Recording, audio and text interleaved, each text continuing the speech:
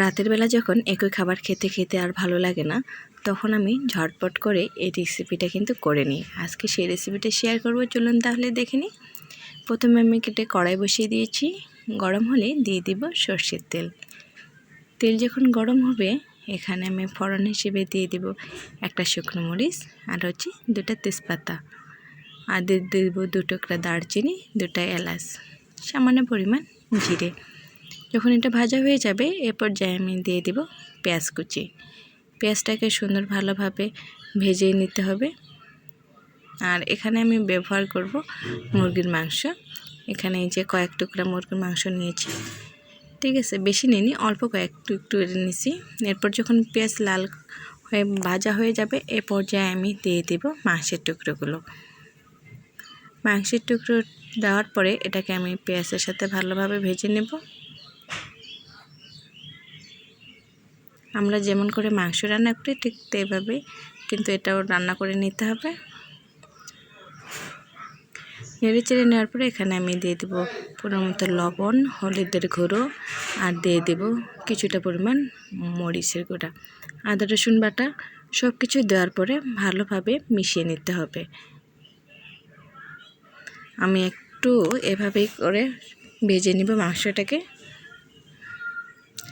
যখন প্রায় মাংসটা ভাজা ভাজা হয়ে যাবে, এ পর্যায়ে এখন আমি দিয়ে দিব একটা বড় সাইজের আলু।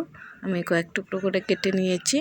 আসলে আমরা বাঙালি তো আলু খেতে কিন্তু ভীষণ ভালোবাসি, তাই মাংসের সাথে আমি কয়েক টুকরো আলু দিয়ে দিলাম। এখন সব কিছু নেড়ে চেড়ে এখন আমি সামান্য পরিমাণ পানি দিয়ে দেবো, যেন আলু আর মাংস ভালোভাবে সিদ্ধ হয়ে যায়।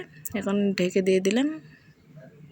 কয়েক মিনিট পর ফিরে এলাম। এই যে পানি প্রায় শুকিয়ে গিয়েছে। এ পর্যায়ে মাংসটা কিন্তু ভালোভাবে কষিয়ে নিতে হবে। আসলে মাংস যত ভালো কষাবেন তাতে কিন্তু স্বাদ বাড়বে। যে আমি ভালোভাবে কষিয়ে নিব এটা মাংসটাকে। যখন প্রায় কষানো শেষ হয়ে যাবে, এ পর্যায়ে আমি অ্যাড করব মাংসের যে মশলা আছে সেটা। অবশ্যই এখানে মাংসের মশলাটা ব্যবহার করার চেষ্টা করবেন। আর যদি কেউ চান তাহলে কিন্তু আপনার বিরিয়ানির যে মশলাটা থাকে সেটাও অ্যাড করতে পারেন, কারণ এই রেসিপিটা খেতে কিন্তু অনেকটা বিরিয়ানির মতোই হয়ে যাবে। তো এই যে দেখুন, এখানে আমি পোলার চাল রেখেছিলাম কিছুটা পরিমাণ ধুয়ে, সেই পোলার চাল অ্যাড করলাম। এখানে অবশ্যই পোলার চাল ব্যবহার করবেন, ভাতের চাল ব্যবহার করা যাবে না, কারণ পোলার চাল যদি ব্যবহার করেন তাহলে বিরিয়ানির যে স্বাদ সেটা কিন্তু আপনারা পাবেন।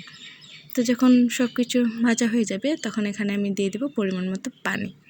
পানি দেওয়ার পর দিবে সামান্য পরিমাণ মটরশুঁটি। সব কিছু দেওয়ার পরে এটাকে আমি ঢেকে রেখে দেব মিনিট 15 মতো। এই যে আমি ফিরে এলাম, তো পানি শুকিয়ে গেছে। এ পর্যায়ে আমি সামান্য পরিমাণ চিনি অ্যাড করব।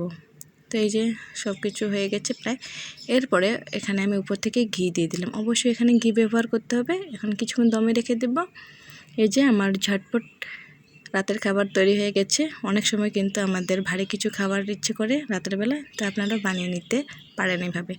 আশা করি আজকের রেসিপি ভালো লেগেছে। অবশ্যই একটা লাইক করে দেবেন যদি ভালো লাগে।